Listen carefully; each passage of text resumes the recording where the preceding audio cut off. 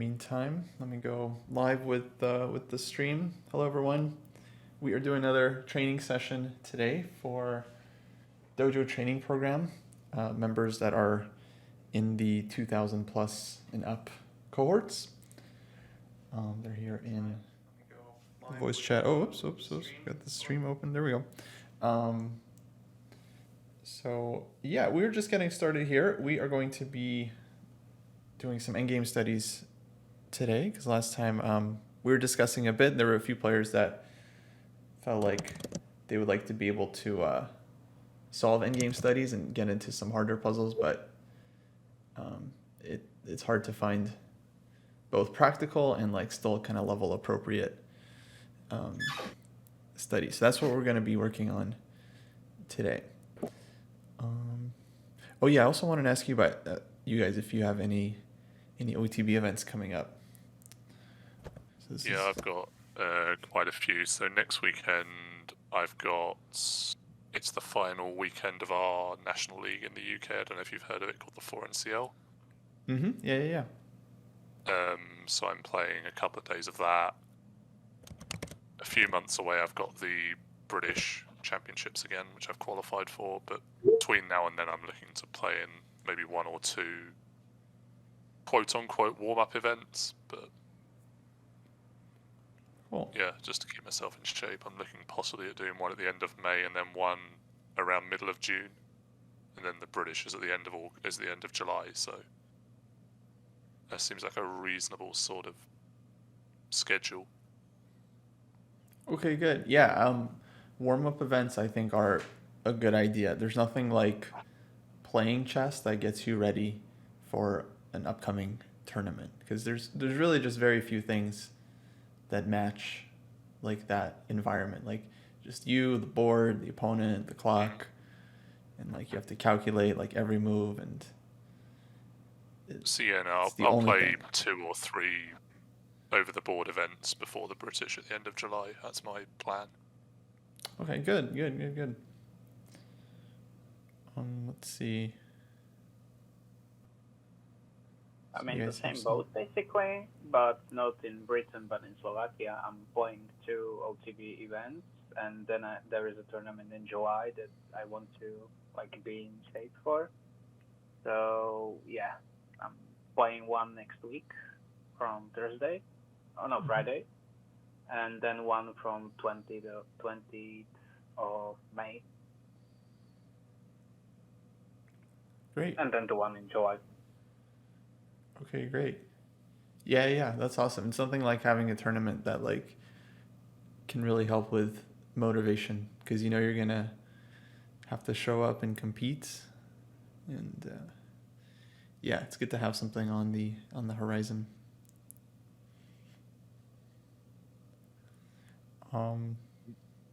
Okay, well, let's get into it. So, like I mentioned, today we're going to be doing some endgame studies, and my hope was just to give you guys some problems, start talking about how to solve these problems, like what kinds of techniques and stuff that you could try to be using, and yeah, really just give you some practice solving some tricky puzzles.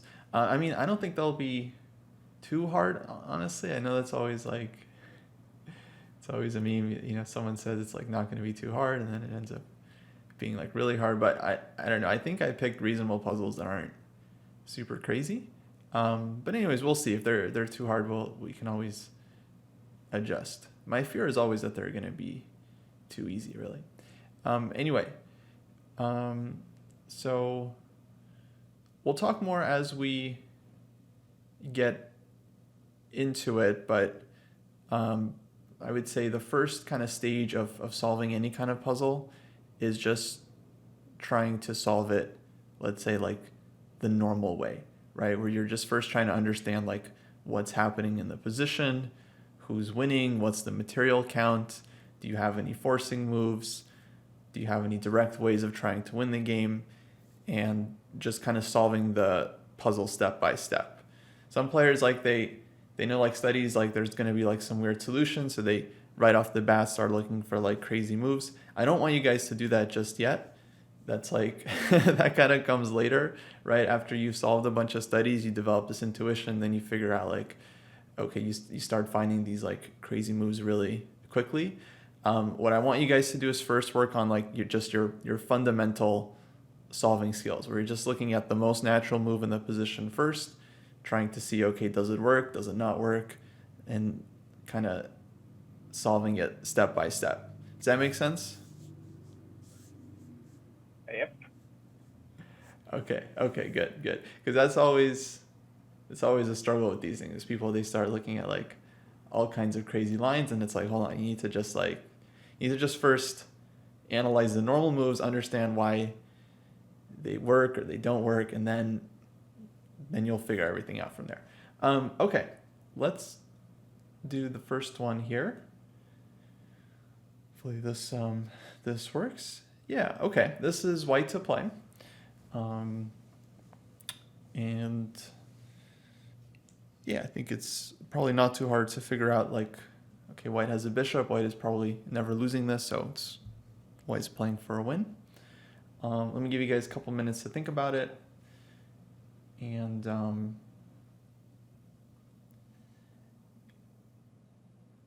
yeah, like last time, don't write your solutions in the chat. Just tell me if you've solved it or not, and then I can kind of just keep track. And then I'll ask for your solutions in a little bit.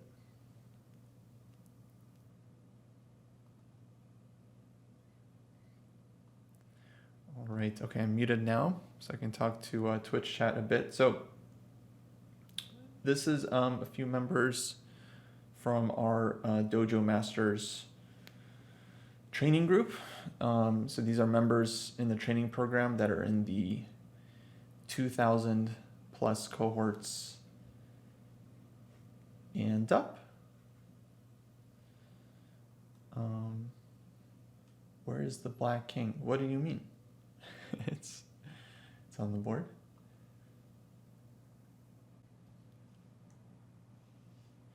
Okay, so yeah, this first study here, it's white to play and win.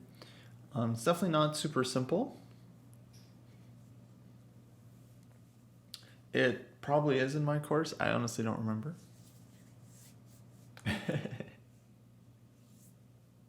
I think it is.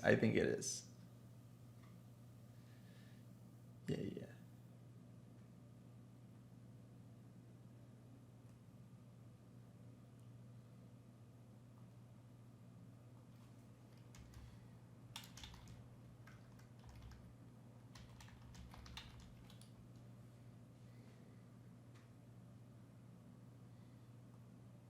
So white to play. Who is going where? This is G7. This is B7. So this is G. And then this is 7.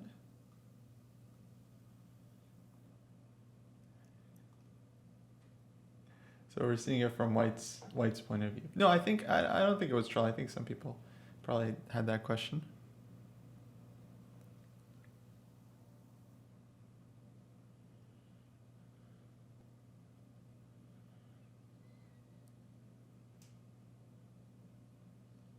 Me? No, it was normal response.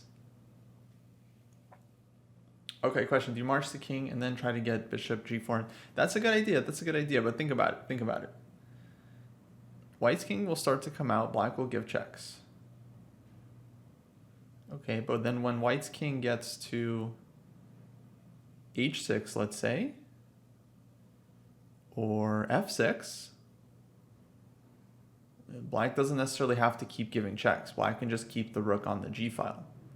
You guys catching my drift? So black can give checks once you step out if you're threatening to promote. But as soon as white's king leaves the 8th rank, black can just put the rook on G1 or G2. And then it's not so easy for white to block with the bishop. Yeah, if you guys want to submit answers, you definitely can. But I would say if you've solved it, if you're pretty sure you've solved it, then you don't really need to submit the answer because you kind of know that you got it, right? And then maybe you want to give others a try in the Twitch chat. So that's what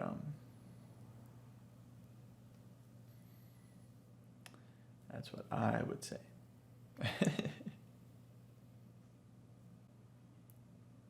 Yeah, so it's white to play. White to play.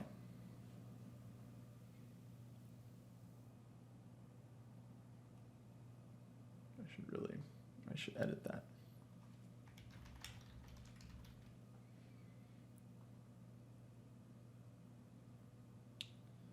There we go.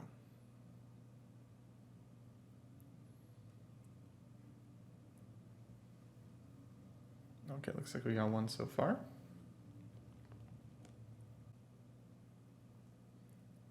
Okay, I see a bunch of you are ready, so let's get your answers in.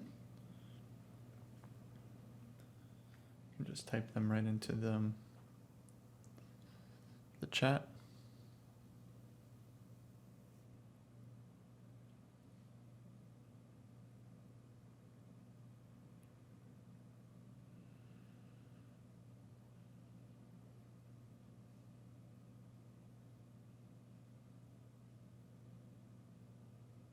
Okay, so far I just see bishop g4.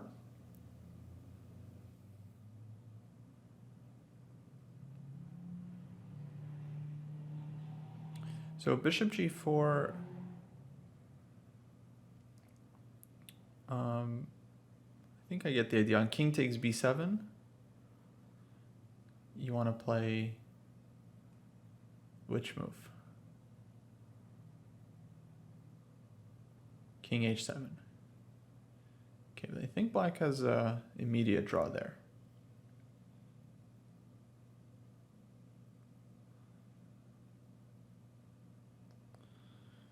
Yeah. There might be other moves as well on bishop g4, like rook g1 or something like that. But that's okay, that's fine. Let's see other lines here.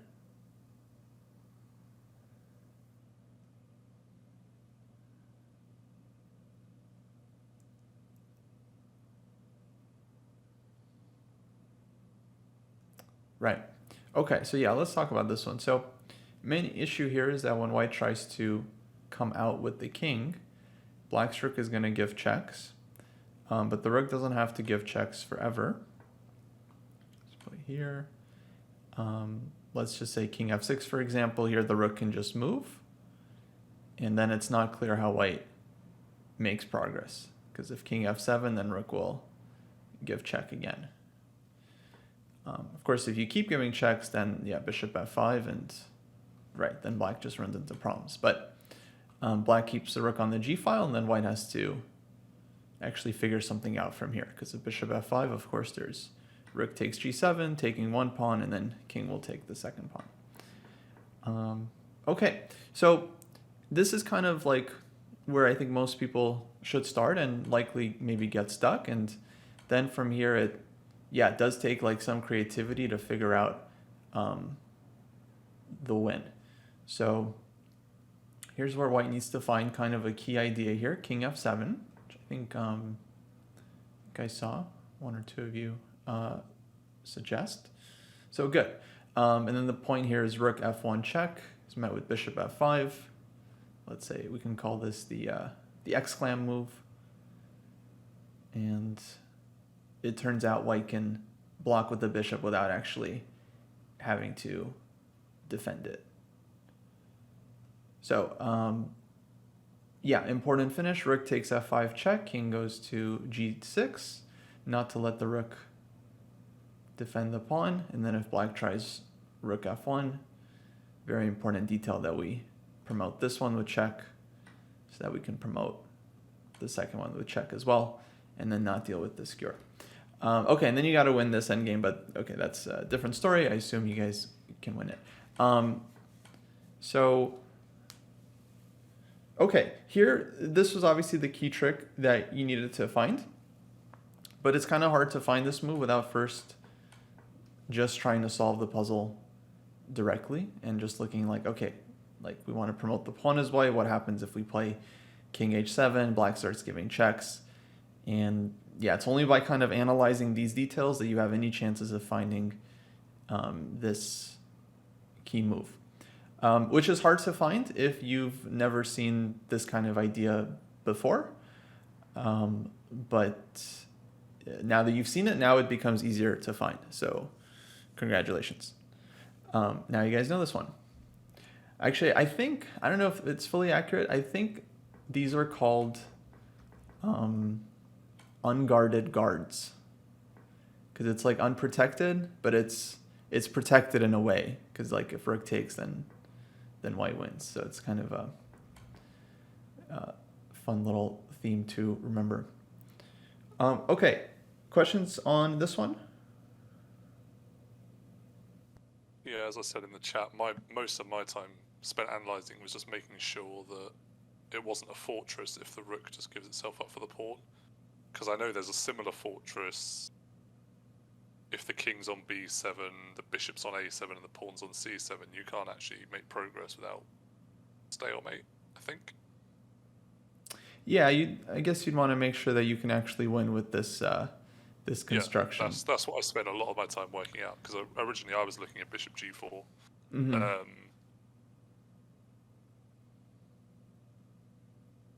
Yeah.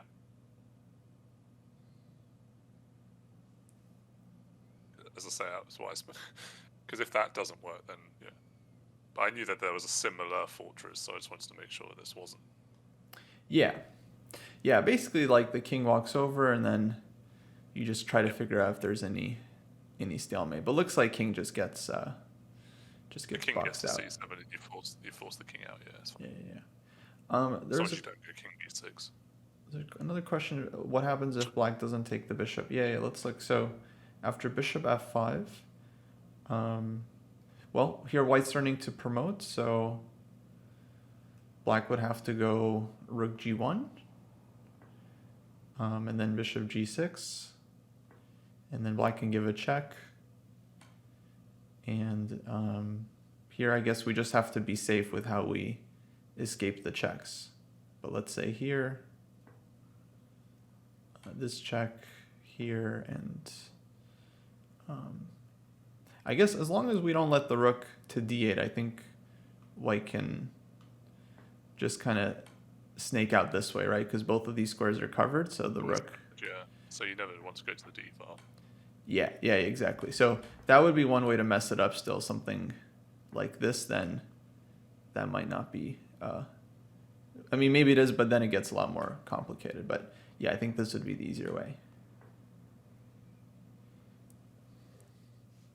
Okay, any other questions? I don't know if I might have missed something.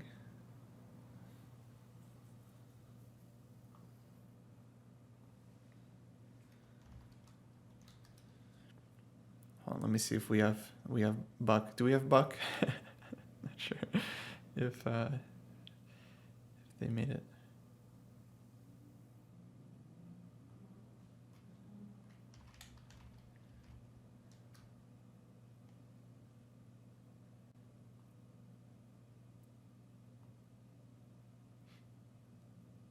All right, in the meantime, let me get the next one ready.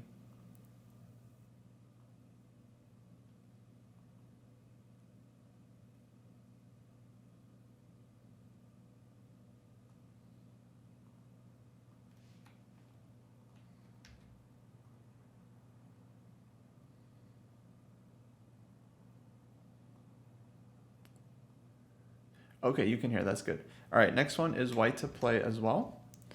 So let me give you guys a couple minutes. Let me know if you've got it figured out.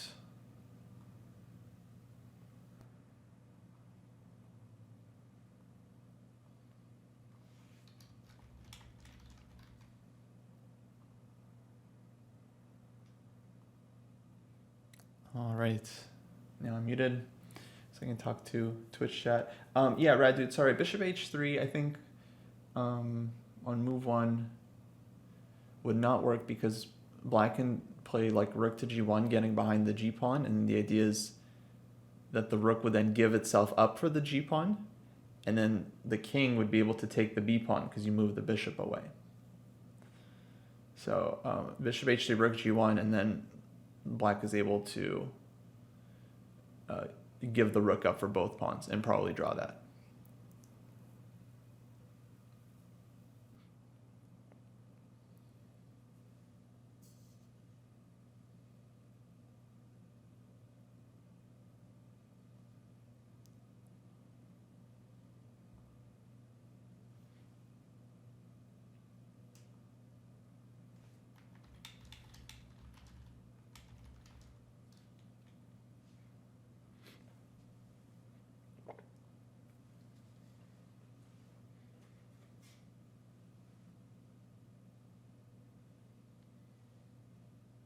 So we're seeing it from White's perspective.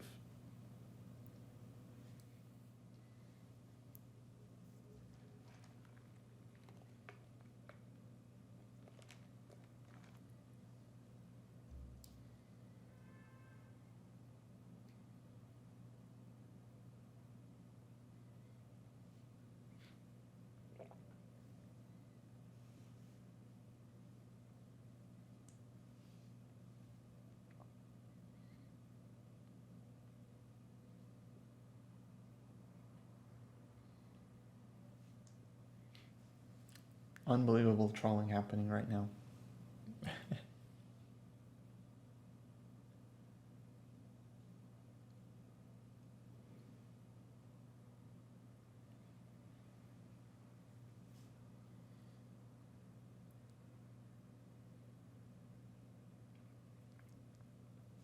Okay, this puzzle is obviously tricky because black has a very strong h2 pawn that is starting to promote.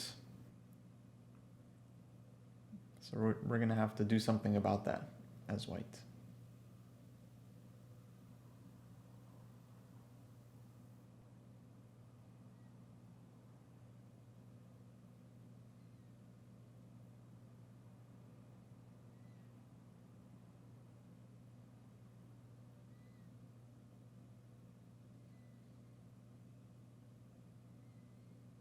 I'm not sure, Andy. I haven't heard about any issues, but I would definitely either ask in the Discord or you can message DM Hoki about that.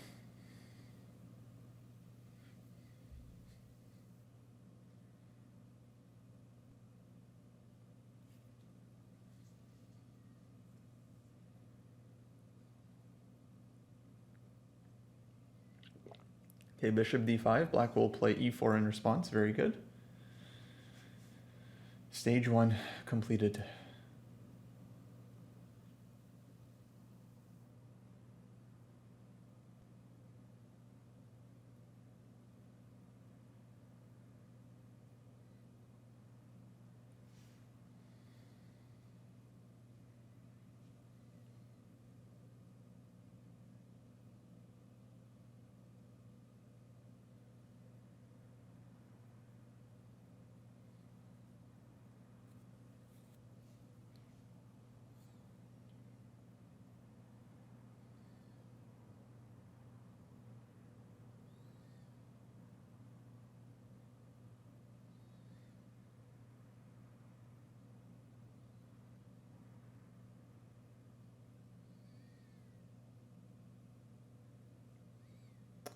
It looks like white has to fight for a draw. Well,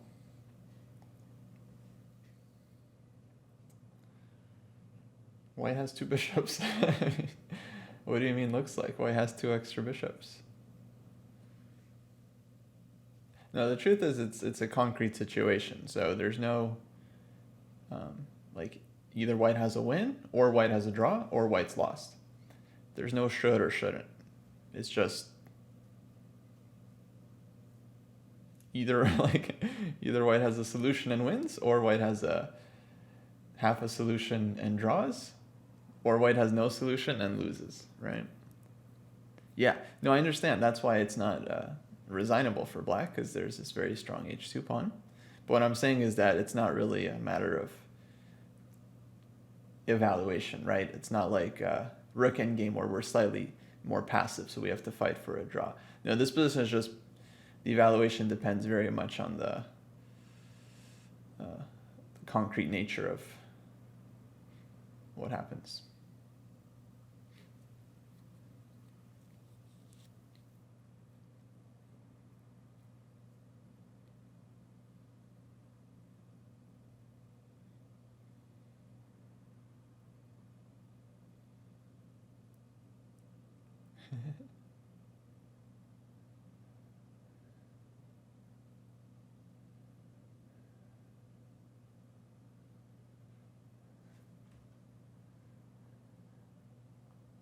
Alrighty, let's get your answers in the chat.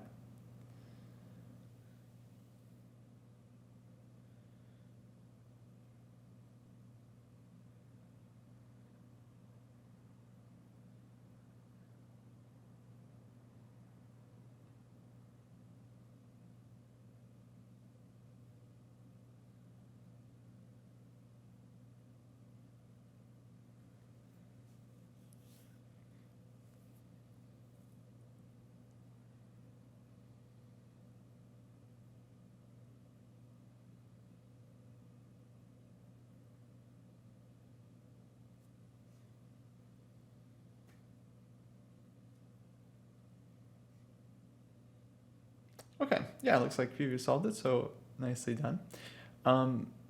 Right, so white should start with bishop d5.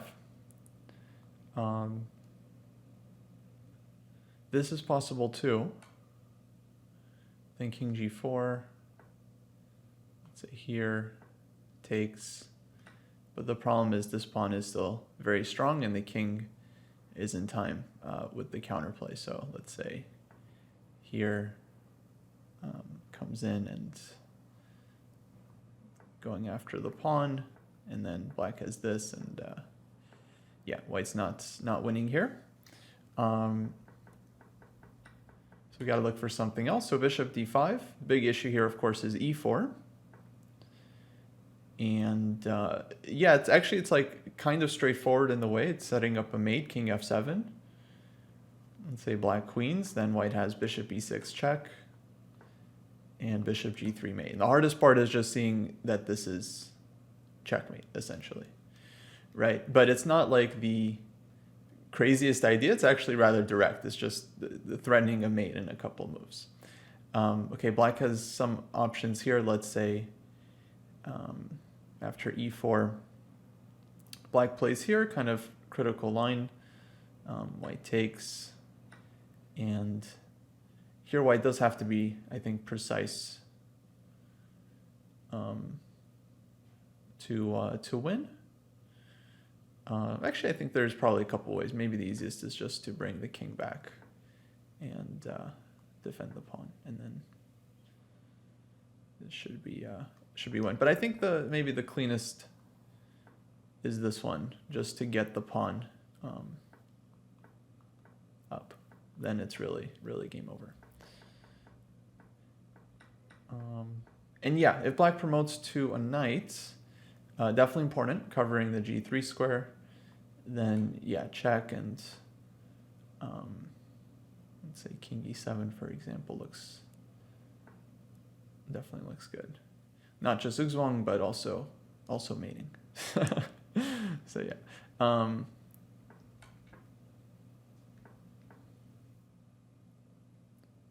Yeah. Okay. So the hardest thing there, right, is just kind of not giving up in this position. And I think if we started with this position, then the puzzle is a lot easier, because here it's like, well, you really have very few options of dealing with this pawn, so you're just kind of forced to look at some checking ideas, like what else can you even do here, right? So it's mainly because we start from this puzzle that it gets quite a bit harder, because you have this option, maybe you have something else, and then this is very easy to just kind of give up on, because it looks like, okay, e4, what to do, and then yeah, if you don't see the mate, then it looks like you're just losing, right? So you look for other lines and so on. So big part of studies is kind of like believing that there is a solution, right? And just like, you just kind of keep going in a lot of cases, and you want to try to, as much as you can, avoid stopping short, as long as there's like any possible chance that you don't want to like spend all your time like chasing some random solution, right? Because it might work, so you got to find that balance. But yeah, definitely a big part of it is just like looking for ideas, trying stuff, seeing what works, and not giving up too quickly.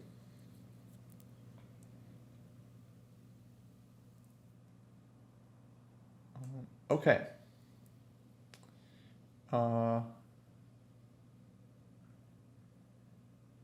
Any questions? Here's the line once again. Yeah, honestly, I just missed that it was a mating net. Yeah. Yeah. No, of course. I mean, I know. As you said, I think I just gave up, and yeah. Yeah. No, well, it's very pretty. I think it's really just mainly about practice. Like a lot of people I see like in the chat are like, oh, I would never see this. The point is not about like you seeing it the first time you see like a tricky puzzle. The point is you like start doing this and you practice, and then you will start to see them over time. It's a very unusual mating net, but it's very pretty. Yeah. Okay, let's move on. Hello, does my microphone now work? Hey, yeah, we hear you. Okay, great. All right, cool.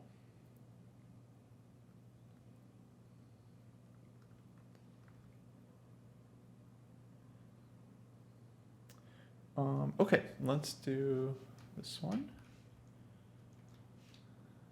Yeah, one question about the last puzzle. Yeah, go for it. How much time would you recommend spending in the initial position searching for a win if this would be a tournament game? A tournament game?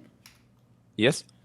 It's an interesting question. I thought you were gonna ask just like in general, I would say like 15 minutes for an endgame study is good, or 15 to 20 minutes, let's say, and then beyond that, like maybe if you feel like you're really close, you can spend more time. But I would just at that point, I would say just either cut it off or check the solution. But in a tournament game, this would feel like a really critical moment. So I would suggest spending as much time as you can, honestly, because like the decision you make here is pretty critical. Either you win the game or you draw or you lose, right? So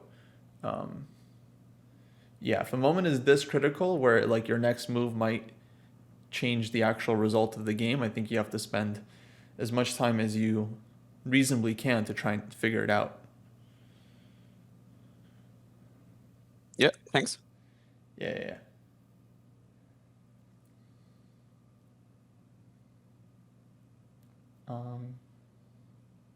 Okay, yeah, let me put the next one in here.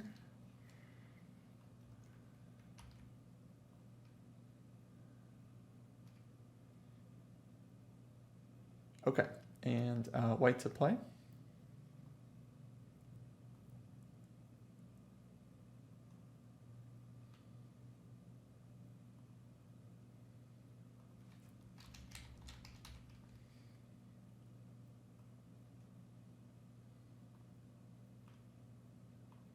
All right, chat, first questions.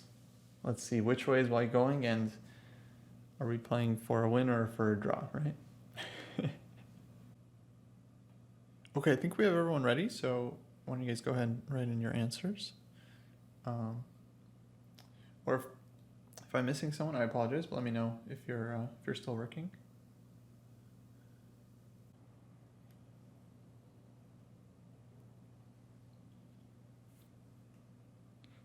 Okay, yeah, so on g5 check, right, if black takes, then a5 the pawn would run. Bishop f8 here, and bishop doesn't get back in time to stop it. But the issue is king e6, and then black prepares bishop e5, bishop b8, and then is going to be in time to stop this pawn, and then of course the king can deal with this one. So black would be making an easy draw there. So yeah, this one is like, all right, the ideas are not, I think, that hard to see. It's definitely all about move order and accuracy. So a5, right, threatening to just promote the pawn. Black has to play bishop f8 here, trying to get bishop c5. King d5. Black has to go bishop h6, trying to get back here. And then, yeah, key move, I mean, really only move white can try, right? This king e4 would be repeating the position. a6, bishop e3 is obviously not working, so g5 check. And this is the kind of move where it's okay to look at it even if you don't understand like why it why it might work, right? It's like, okay, you understand it's a study, you're looking for tricky moves, and so at some point hopefully this comes to mind. If not, you just need to solve a lot more puzzles, a lot more studies, and these moves will start to, let's say, appear. And then of course the point now is on bishop takes g5, white can swing back with the king to e4. This is the key idea, stopping bishop e3, but at a moment where the bishop is on g5, right, not on this original diagonal. So the bishop now has no way of getting back. Last moment, if bishop h4, white has king f3, cutting the bishop off again, and that's it. The bishop can no longer stop the a pawn. And then if king takes, right, then the bishop is just blocked immediately, so white can just push and win immediately. Yeah, if here in here, I think the bishop just comes back like bishop c3, and yeah, it's just both pawns are stopped.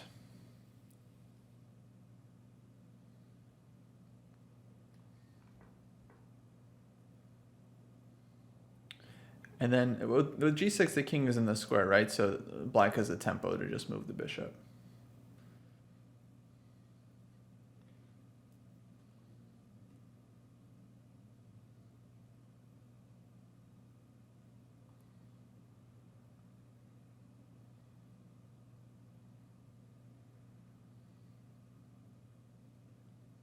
King d6 also good enough. Yeah, fair point. Wait, here, this one, right? This is how you... Yeah. Let's just stick to the original idea. Bishop stops, a pawn, king is already... Yeah. There. Oh, just here, no need for bishop e5. Oh, I see. Well then, yeah, they're both drawing. Absolutely.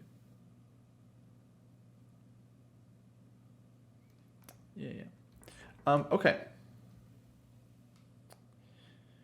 All right, let's move on. So let's talk about a couple techniques. This one here, I think, is already natural to you guys, not g5, but just this idea of seeing this move king e4. This is a move that's like very easy to miss because it's like a backwards move. The king comes to like where it came from, and it's very easy to just kind of forget about moves like this because of course the king came to d5, like trying to stop the bishop, and also you're calculating from this position, so it's very easy to overlook this kind of thing.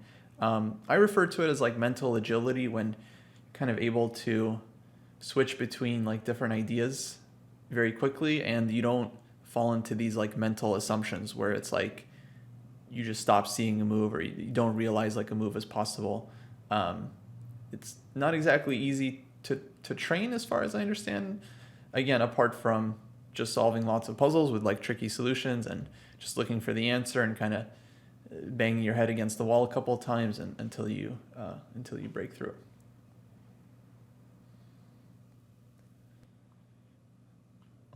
Okay, let's keep going.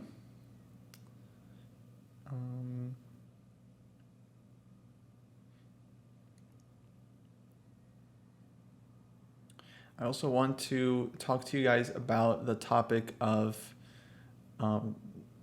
what I think is mainly called reciprocal thinking. I don't know if you guys have heard this term before. Actually, wait, could I just make an interesting observation about this one? I just realized that I think like if the king is on a dark square, it's like most of the dark squares around, like unless the king is close enough to the a pawn already, like it's just the fact that the king is on a dark square that like gets in the way of the coordination of the king and the bishop. Like that's sort of the reason why it can't get back. I mean, black's king. Yeah, black's king. Yeah. I don't know. I mean, I guess it's like also the fact that it's on f6, it's already blocking the bishop. But that was something that I think helped me find this, was like the idea that like the king can sort of block the bishop. So after g5 check bishop g5, then it's sort of messing up with the coordination. Yeah, exactly. The king is like getting into the bishop's way. Often it is the noticing of a certain detail that leads to players to find some kind of interesting solution. Often in the endgame, you just notice something, and that can give you a sign or be like a trigger that, oh, there might be some kind of concrete or interesting solution in this position that I need to now like search for and look very, very carefully for. So that kind of stuff is important. Okay, but yeah, as I was saying, there's a technique. I mentioned it in the course. It's in the harder part of the course, but I think it's very, very important for solving. It's known as reciprocal thinking. It's basically this. It's a technique that helps you come up with ideas and figure out solutions kind of as you're solving the problem. And often it leads to understanding like the right move order to play, or figuring out that some idea needs to be played first. And it's very, very helpful in terms of just calculation, combinational vision, and finding the right moves, and so on. So it's kind of hard to break it down without examples, so I think we should just jump right into it with a puzzle here. Let me grab one.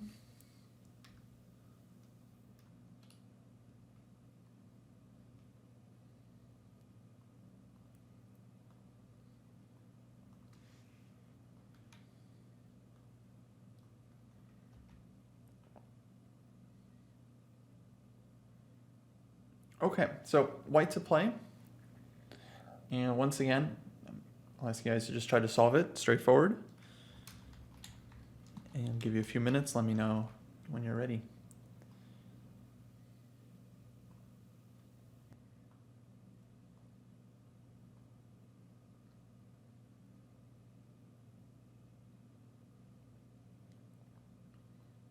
All right, Twitch chat. Sorry, I know things are maybe a little bit confusing if you just joined. So yeah, let me explain. This is weekly class for 2,000 plus members of the Dojo Training Program.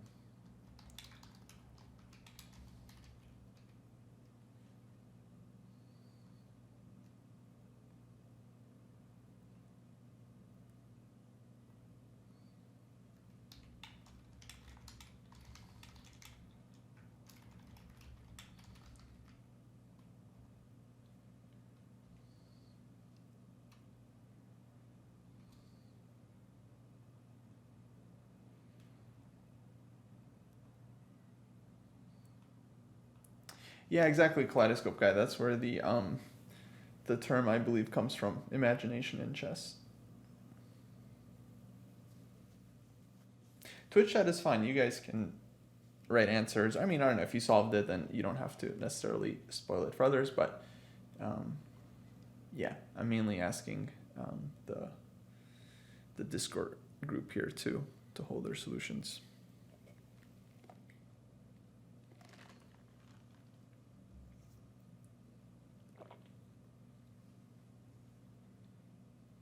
And looks like they're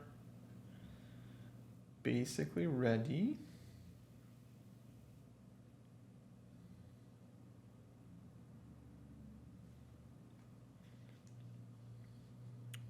There's one still typing. Give them a second.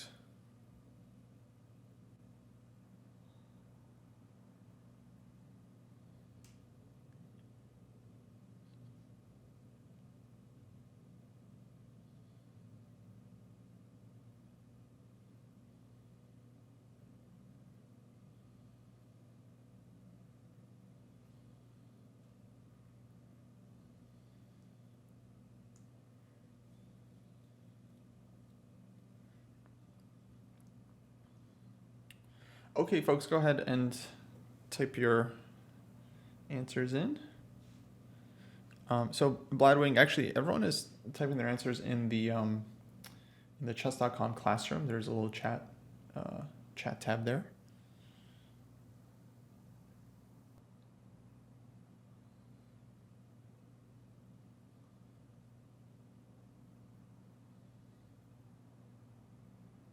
Okay.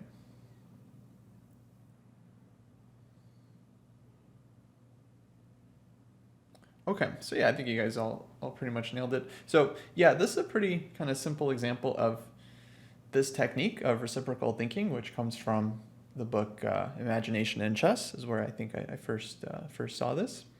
And yeah, so it's like when you first see this puzzle, one move that might come up is like Rook H1. You might immediately consider, because we're playing white, we're trying to promote our C pawn. So Rook H1 makes sense as a candidate move, trying to distract the rook. But the problem here is that after black takes the pawn, if we give this check, king runs to c5, runs back to d6, and defends the rook on c7. So since that doesn't work, we have to kind of look for something else. Other candidate moves that come to mind, d6 definitely comes to mind. Not only advancing the pawn, defending this one, generating threats of d7, d takes d7 to promote the d pawn as well. So very, very forcing move. It's very natural to kind of check this as a candidate move. And some players, I think they would solve this just by virtue of looking at this move first and then working out the details later, which is absolutely fine. That's how it happens sometimes as well. But yeah, the point here is after takes, white can now play rook h1, hitting the rook. The idea that if black takes the pawn on c7, white gives the check on d1, gives the skewer check, and now the king doesn't have the d6 square. White took this one away with the key move d6, of course, and now white is winning the endgame thanks to the f-pawn. Yeah, okay, kind of a nice detail on rook c4 that you can just promote and get the same exact skewer. It's a good one.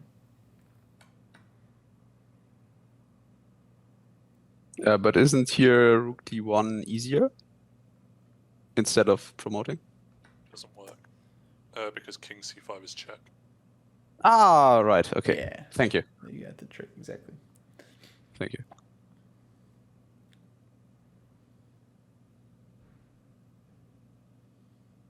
Yeah, question from... Actually, never mind. No, wait, no, king c3 doesn't work. Wait. King c3 seems fine there too. No, it's king c5 check and then king b5. That's it. Yeah, yeah. Or you can just like move the king here as well. There are many ways.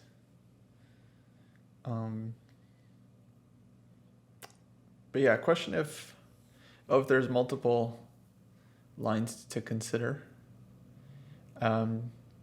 Yeah, I mean, well, what can you do, right? You just have to go through them one by one, right? Like there's, I'm not sure if there's any kind of special trick to it. But essentially, if like if you're capable of calculating a line from start to finish, right, then it's like, yeah, you just start with the first one, then the second, then the third, and there can't be multiple solutions, right? So you know, like, all right, only one of these can work. And then, yeah, if you have two lines and both seem like they're totally winning, then you have kind of a problem. You have to now like refute one of them, basically. But yeah, that's a matter of just continuing to look for ideas as you're solving. But let's keep going. You guys got that one. One question. Pretty quickly. Yeah, go ahead. Has the a pawn any meaning in this problem, or is it just there from black's side? Because I haven't found a single variation where that pawn is relevant in any way. Yeah, I think I think this is a real study, so I think there is some kind of importance to it. I'm not sure exactly.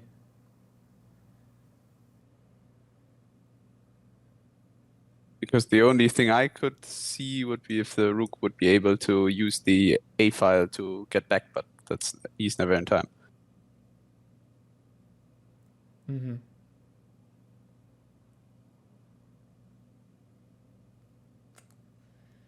Yeah, I'm not sure.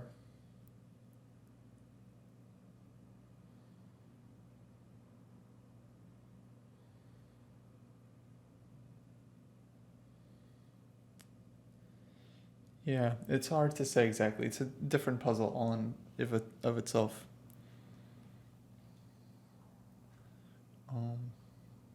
Okay, let me grab the next one here.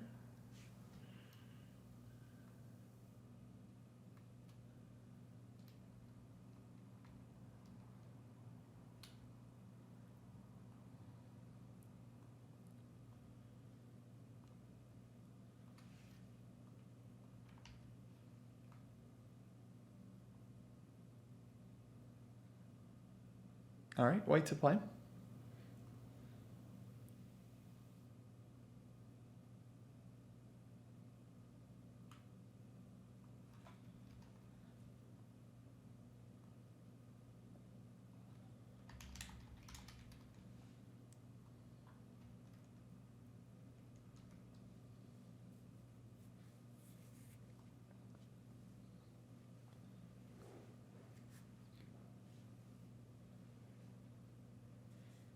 All right, Twitch chat. They are now solving.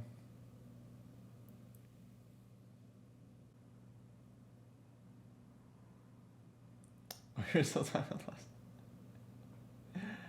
lost. Sorry, dude. Yeah, class is moving on. You gotta keep up.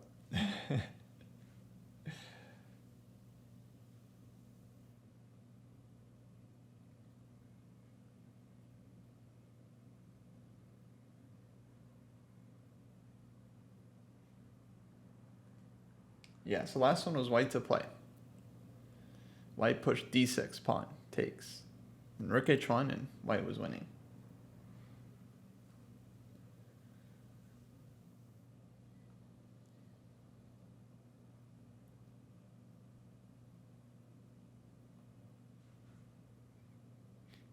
Oh, it got real bright.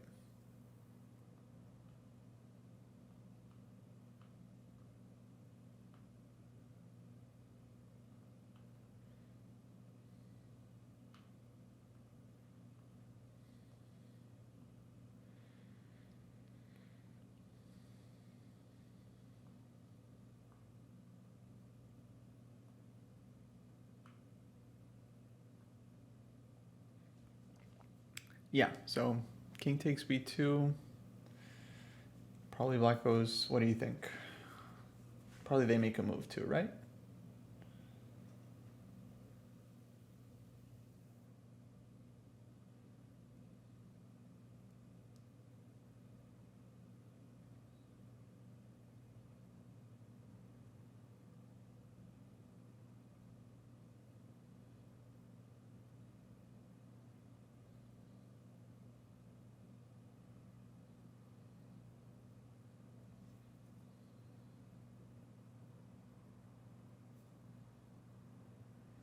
Rook takes a5, loses to rook a3 after that, obviously.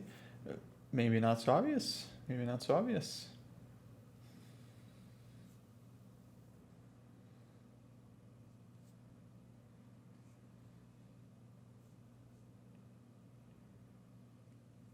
It's okay, good start. Well, it's not a repetition, but black will have rook b5 check, and then rook will get back to b8. But good starts. The point of these is not to just guess the first move, right, and hope you get it right. The point is to just start to analyze, try to break it down. And that's it. Work one step at a time. It's okay, guys. If you don't solve it right away, it's fine. The idea of puzzles is not to just solve it immediately and then good job. The idea is you don't get it and then you think about it and you try different ideas and then you just try. And either you solve it or you don't, but you learn from the solution. But it's okay if you don't solve it right away. It's fine. No one is no one is expecting anything from anyone. Okay?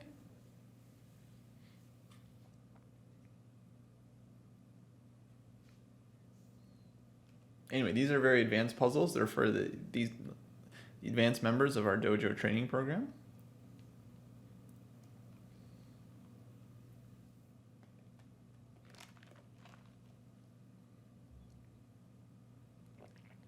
So of course they're going to be very hard.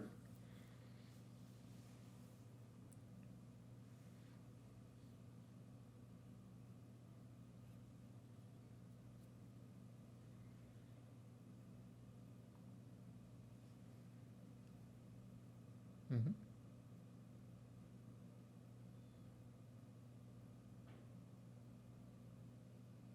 So are we still waiting?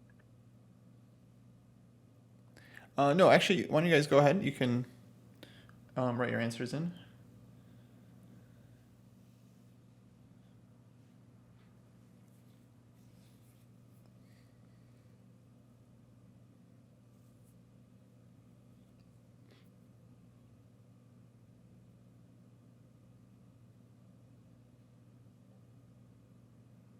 Okay. So yeah, rook f3 check, good start. Basically what's going on in this puzzle, we're trying to promote our a-pawn. Black is turning rook takes a5 right now, and also wants to get back to the back rank. So if black can get the rook to a8, then king will have counterplay and it'll get very unclear. So yeah, we have to try something. So I see associativity, you're saying you weren't sure what to do after rook f3, king e6. That's fine. Did you figure out king e7?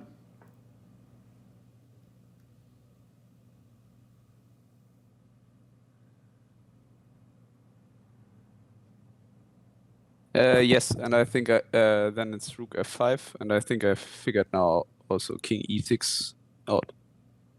I miscalculated. Yeah. Wait, so you're saying king e7, rook f5? No. After king g7, rook f5. Here Right. I think it's e5. So king e7, e5, right. So this is, okay, the first point here. If rook takes, we have rook e3. And then rook e3. And here I at first miscalculated that after rook takes a3, a7, I thought that black is in time to play rook a3 and stop the a-pawn, but he's not. Gotcha. Yeah. And then, so on king e6, did you consider e5 as well? Yes, and here I at first got stuck because after rook take e5, rook e3, I thought black is in time to capture the a-pawns, but he's not. Gotcha. Wait, so you're saying you got stuck on both of these? Yeah, I couldn't refute king e6 and. Yeah. I see. I gotcha.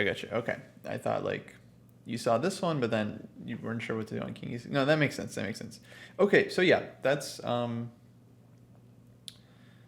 basically right. King g7, we have rook f5, and black's rook gets caught on the wrong side of the board. Takes a7.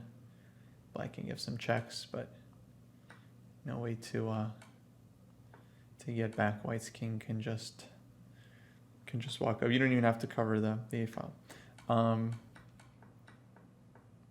And then on king e6 or king e7, then king move e5.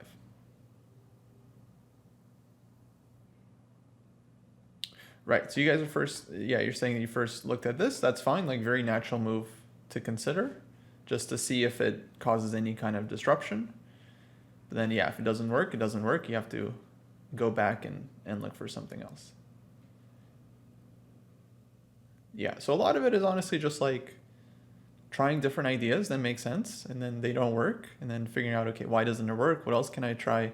And just continuing to essentially not give up, and just kind of hacking away at different possibilities. It's also important not to rush, right? It's very easy to see something that looks like it could be a solution, and then just assume like, oh, that has to be it, and then spend a lot of time calculating that. You want to be very careful that you're not doing that in a position where, you know, there are like, it could be multiple options.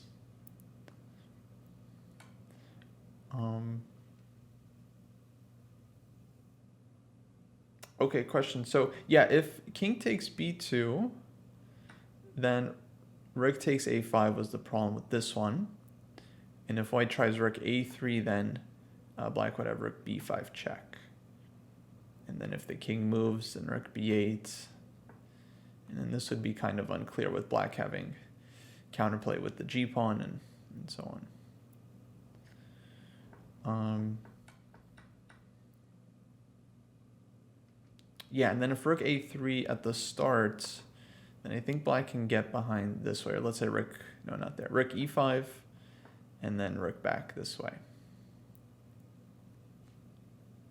Yeah, or rook h5, rook h8 also good.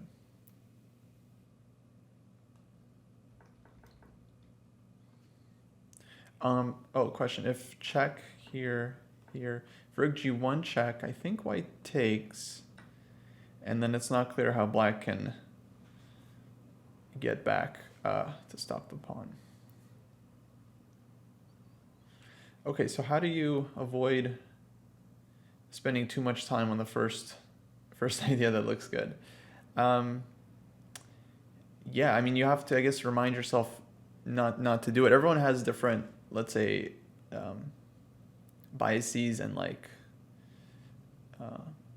typical mistakes they make when they calculate. So you just have to kind of be aware of them and try to work against them. So some players, maybe miss options on the first move.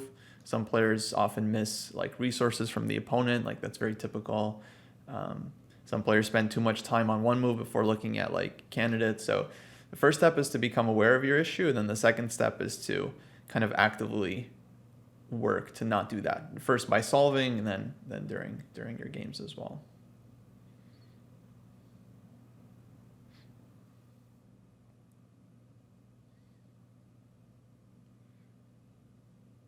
Okay, yeah, there's so key detail here of rook h1. And how does white win from here? Rook f8. Rook f8, very good. Another kind of classic theme that will come up a lot. The more of these you solve. But yeah, that wins nicely.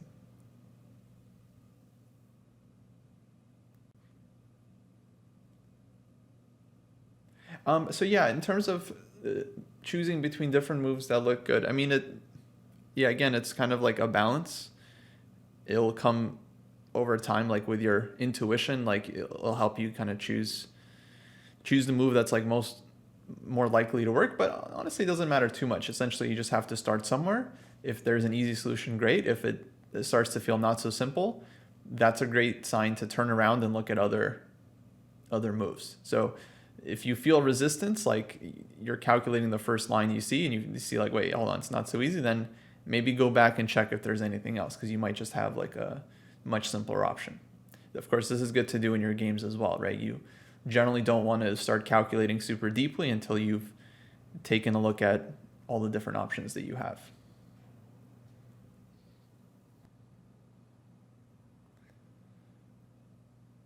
Okay, let's go to another one.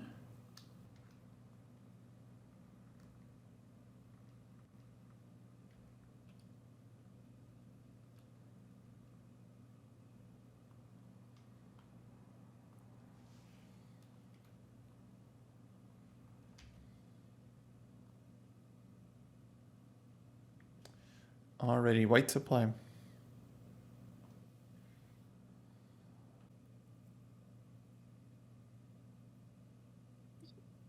I'm not quite sure, but I think a7 is wrong because of rook f4 check. And the king is forced then to go to g2 or e2 if he wants to win. And then after rook a4, black has king f4 in the end after d4. Yes, that's a problem, right? Rook a7, rook f4 check. King. Let's say with king g2, there's even rook g4 check and rook g7. No, the knight c7, right?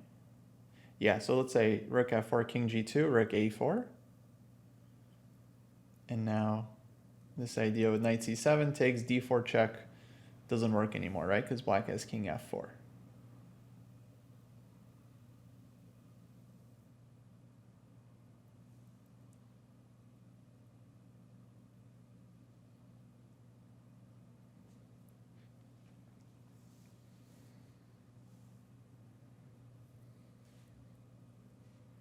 Yeah.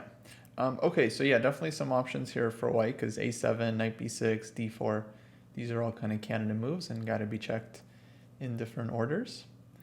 It's just a question of, yeah, which one is most accurate. So, right, on d4, this seems to give black the fewest number of options in the end. But yeah, let's just go through the lines here. So if rook takes,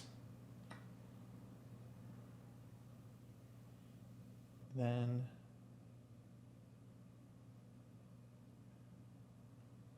Scroll up, see what you guys put.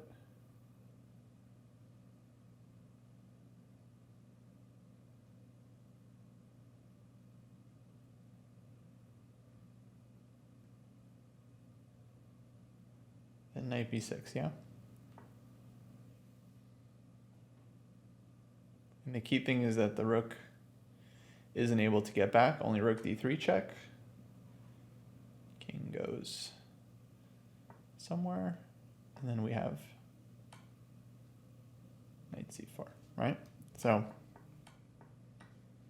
I guess the key thing here is like noticing or realizing that knight b6 on move 1 is met with rook c7. And then the pawn is stopped.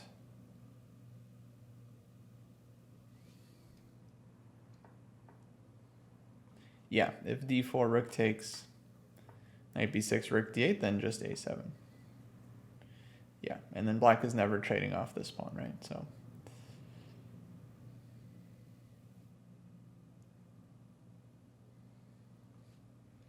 yeah. Okay, and then on king takes, we got to see a7. And now rook a4. Knight c7. And then we have this key fork at the end. So it doesn't matter whether black goes this way or it gives the check first. It's the same problem at the end. And yeah, again, white is winning this one. Yeah, essentially transposes, right? But yeah, a7 on move 1. I think this is the response. And then yeah, then here black is not forced to take this one, or let's say here.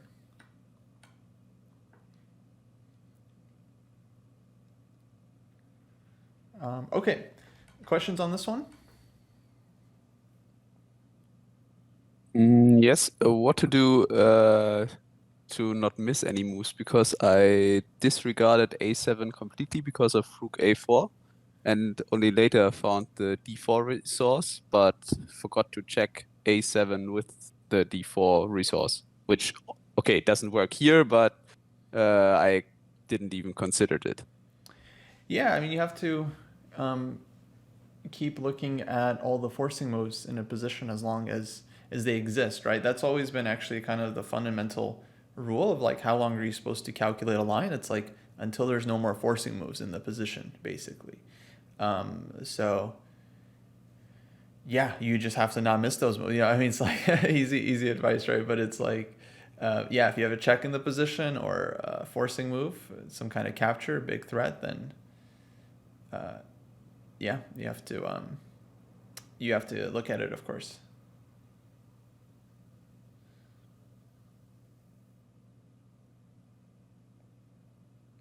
Yeah, good question. If d4, if the king moves back, so if king d6, then how does white win here?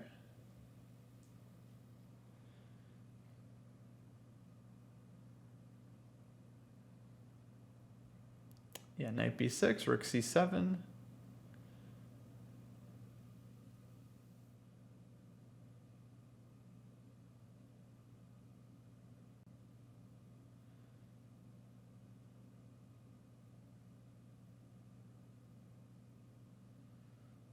And then a7, right? I think you can do it in either way. So this wins because we have fork. And I think you can push here as well. The same idea.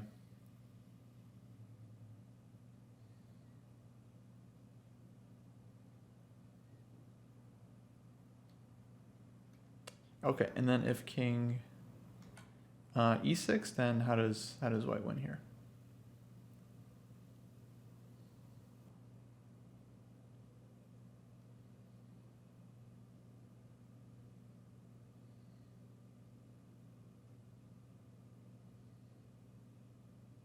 d5 maybe. I mean, what's wrong with a7? Yeah. just look at the most direct option first, right?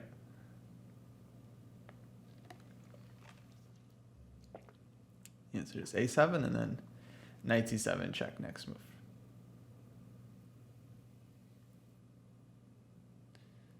Yeah, exactly. No, it's all good. I mean, we're going a little faster here because we have the group, but when you guys are on your own, I'd encourage you to spend more time and just focus on making sure you get everything right. Okay. Let's keep going. We got a couple more here.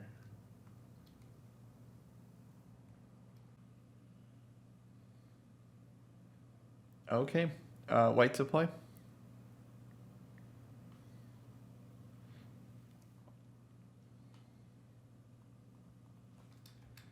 All right, this one's tricky, but I think they can do it. I think they'll be able to work it out. It's not easy, though. It's not easy.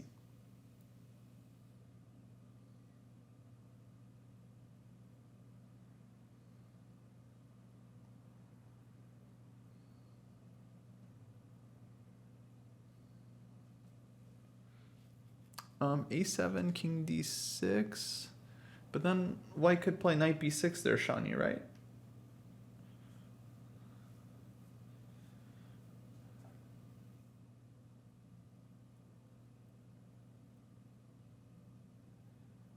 And just promoting.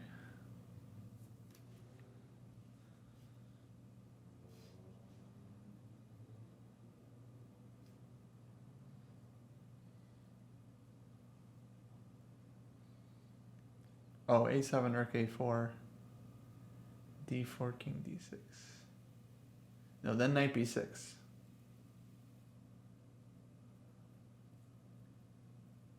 Knight b6, knight c8. That's the problem.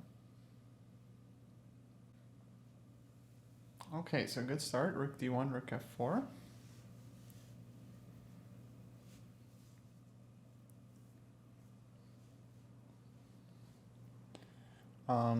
Black will probably promote on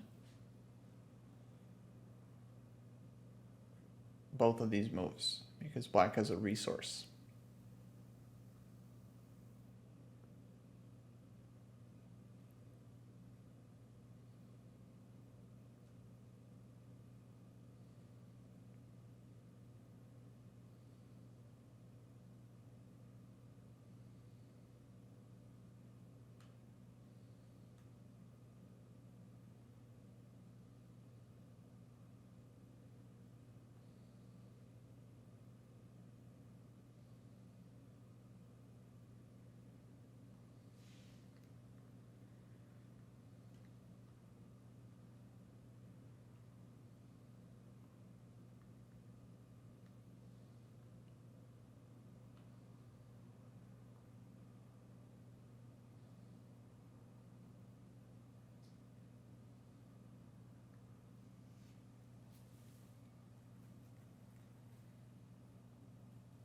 Yeah, so for rook f1, black will promote. And then black will have something there.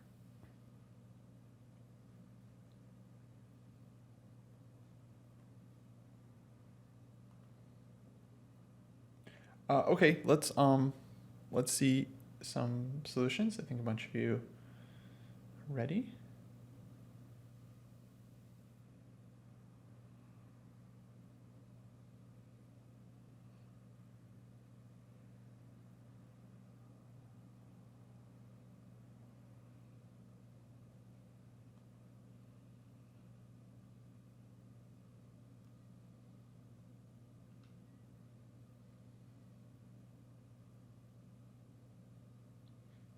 Okay, so yeah, this is a classic example where this technique of reciprocal thinking is very, very helpful. So the first thing is to try and understand what happens here on like rook d4, rook f1. Is obviously white has a pawn that wants to promote, black has a pawn that's promoting.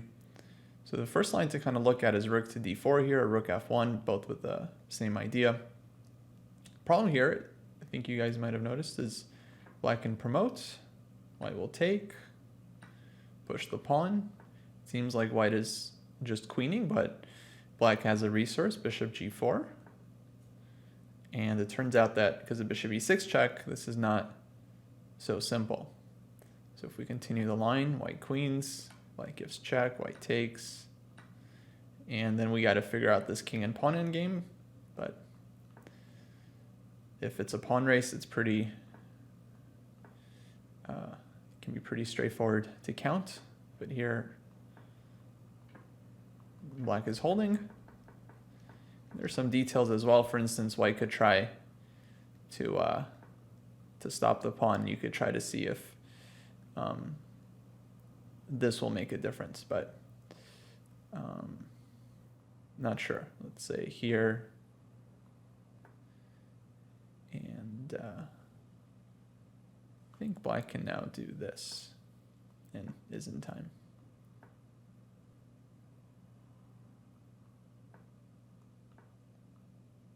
Yeah, and then okay, white has to be careful not to lose.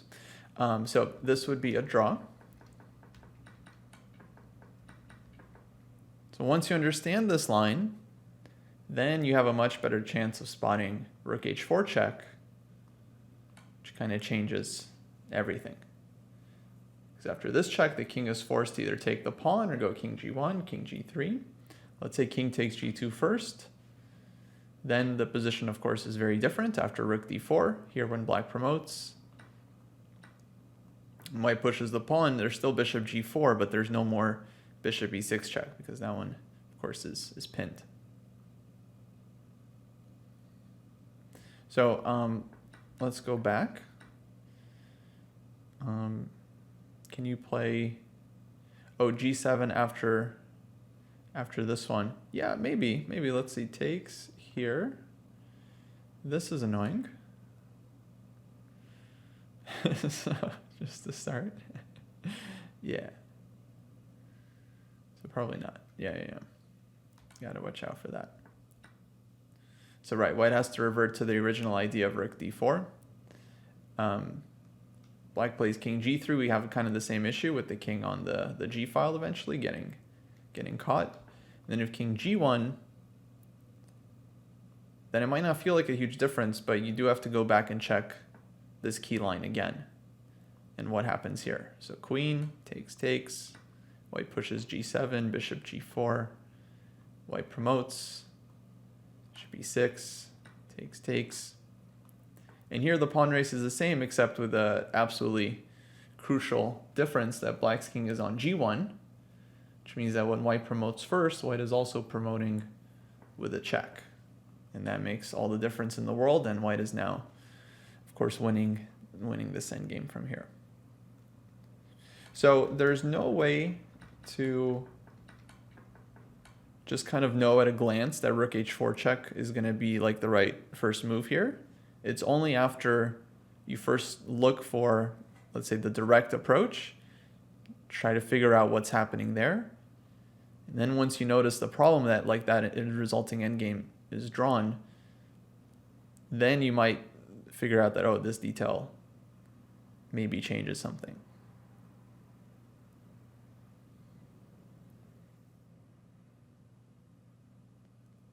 So occasionally you get lucky, you like start by looking at the right first move and then you end up figuring it out. But generally speaking, it's going to be hard to like guess the first right move, right? It's just like not really based on a whole lot, just kind of intuition. But much more important is developing this ability to first like break down the position, understand like what's happening, and then that'll help you figure out a more a deeper solution. Questions on this?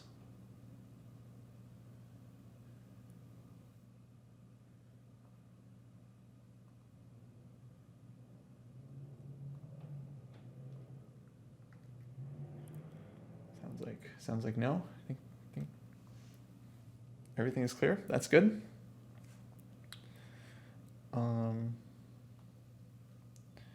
Okay.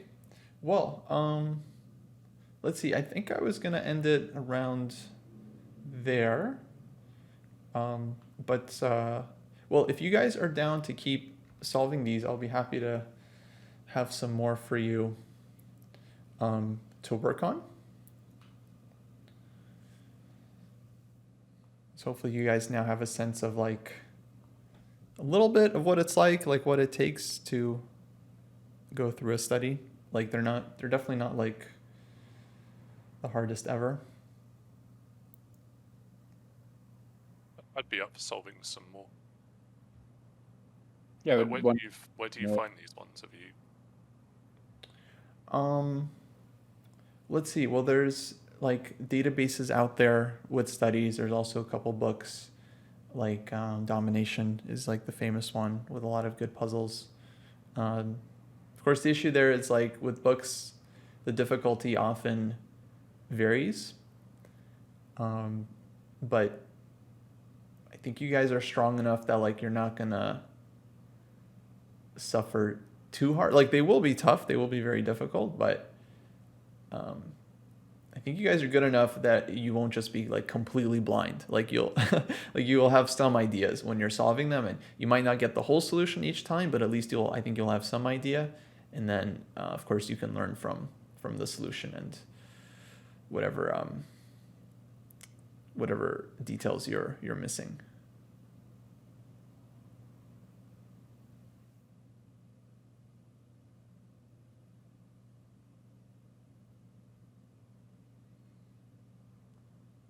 Yeah, that's the Kasparian book. That's it's called Domination. Yeah. So that's the issue, is that a lot of the puzzles in there are, I would say, just as, let's say, easy or hard as these, like exactly around this level. In fact, I'm sure a few of these are in there even, but some of them are harder. So that's why I like setting this limit like 15, 20 minutes. If like after 15 minutes you just like have no idea, like you're completely stuck, then it's like fine, just look at the solution, try to learn from it, just move on. Or if you feel like you're really close, then okay, maybe you can spend a few more minutes and try to work it all the way out. But yeah, I think you guys are definitely good enough where you're not just going to be completely clueless, like let's say solving a normal study. They're not easy, but that's kind of the point. The point is that they're not easy, they're hard, but doing hard things is what makes you a better chess player.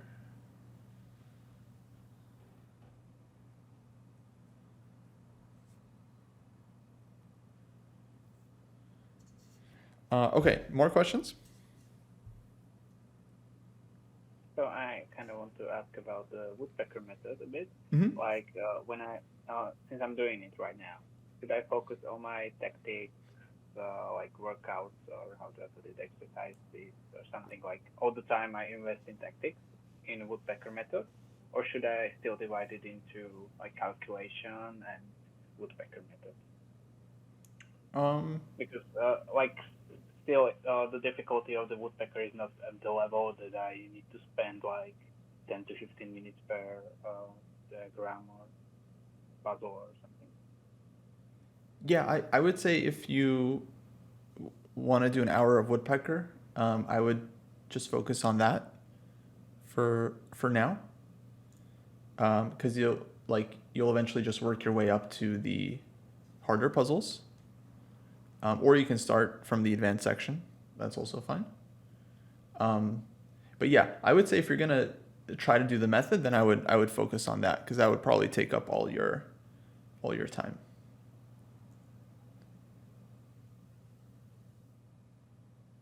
Okay, thank you. Yeah. Cool.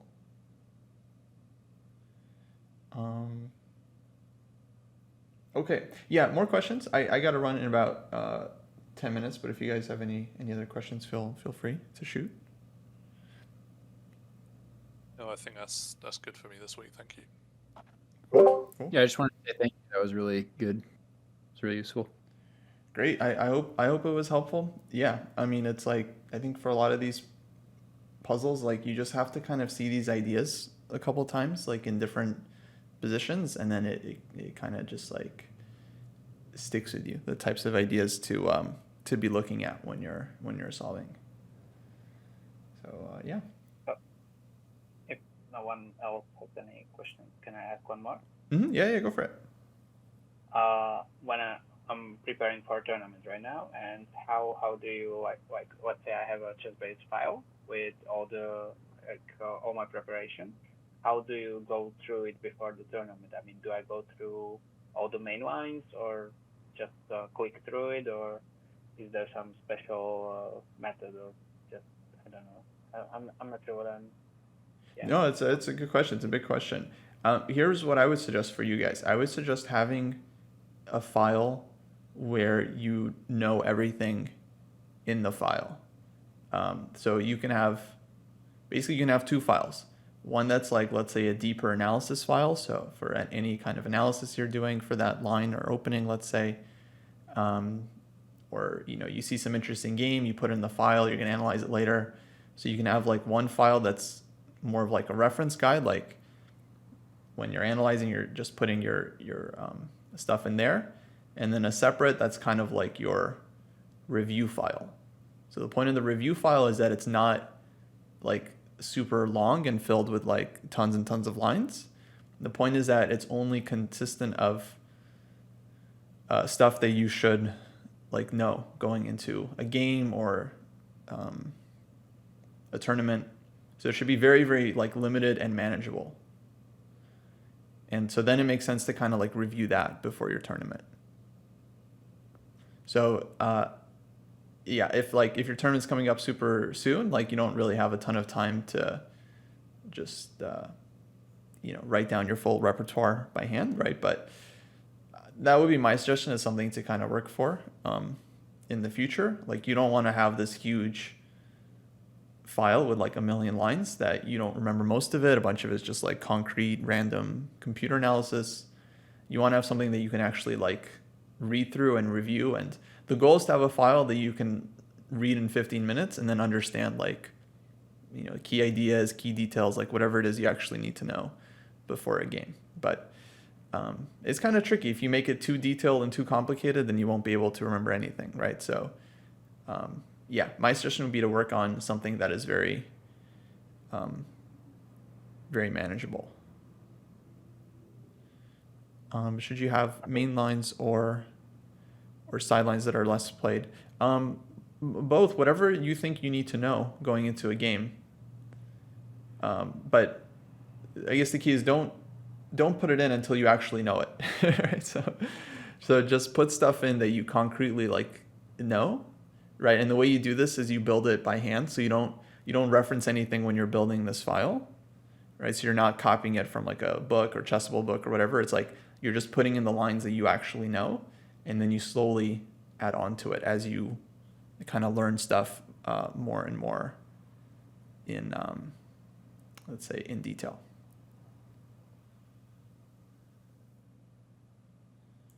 Yeah, I'm happy to offer you guys more tips in the opening. You're definitely at a level where opening prep becomes a lot more important. This is for the people in the Discord group. Okay. Sorry, I'm just talking to Twitch chat now. They're gonna hear it as well. But for you guys at like 2,000 plus FIDE and higher, definitely openings become important. It's still very important for you guys. Like it's most important for you guys to actually understand the openings that you're playing, like the ideas, what the common plans are, the themes, what are the typical ways you're creating counterplay, what are the ways the opponent's creating counterplay. Then when it comes to actually learning the lines, the big trap that I think most people fall into is that you just have a ton of analysis, and like the Chessable repertoires, like they're lifetime repertoires, but they're also meant to be like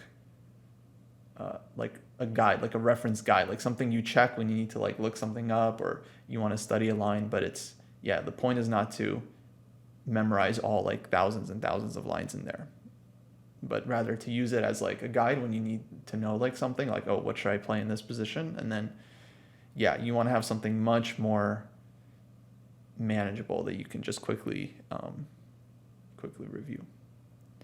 That's also how I think people should annotate their game. So like you should annotate your game in a way so that when you come back to it in, let's say 6 months or a year, like let's say you're playing the same opponent 8 months later and you want to review your previous game, that you could just quickly read through the game and immediately understand like, oh, what happened in the game, over like the key mistakes or key improvements in the opening, and then it doesn't take forever to figure out like, oh yeah, what actually happened in this game, where did I go wrong in the opening. You want to have that be like very clear and well written out.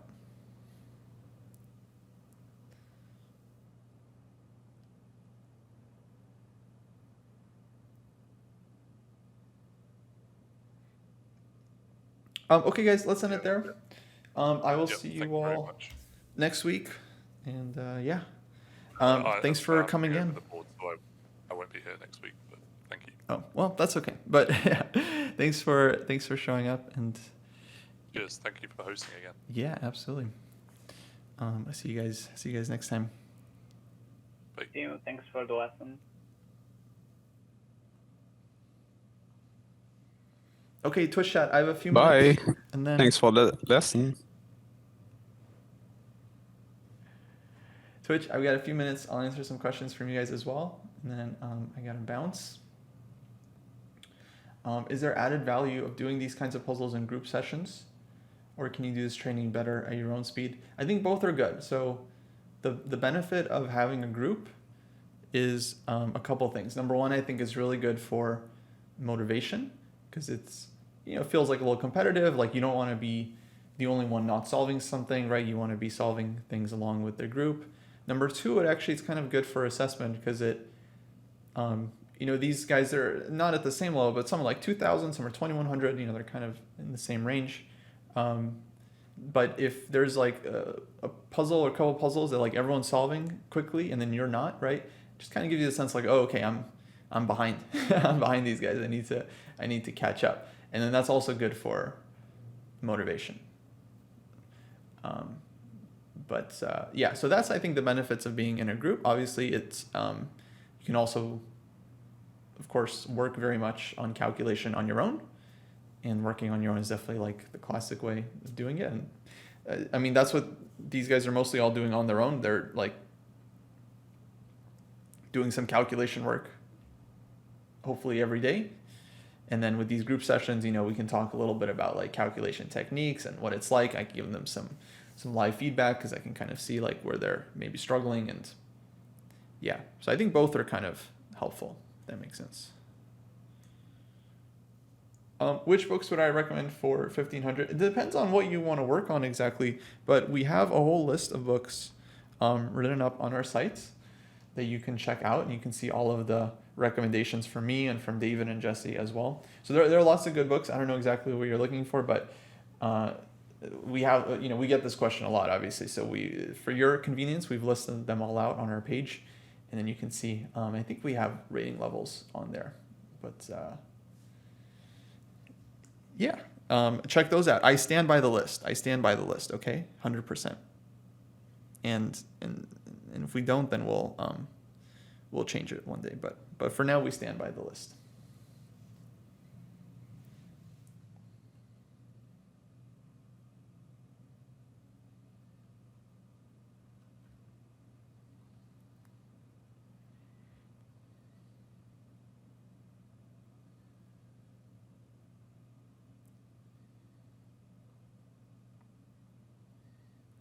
Okay, folks, I gotta run.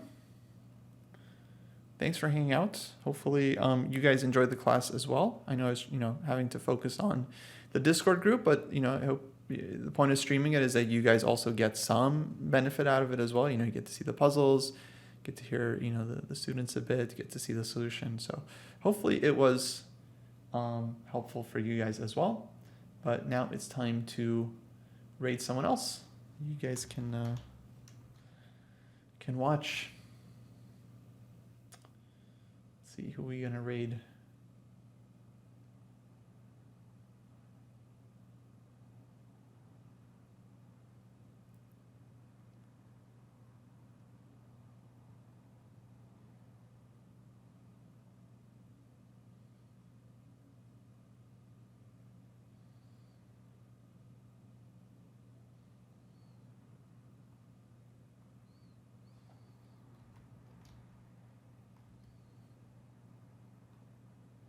See, can we raid the legend? Nice. All right. we're rating Gata, the famous legend, Kamsky. Go drop him a follow if you haven't already. And yeah, hopefully I'll see you guys in the future.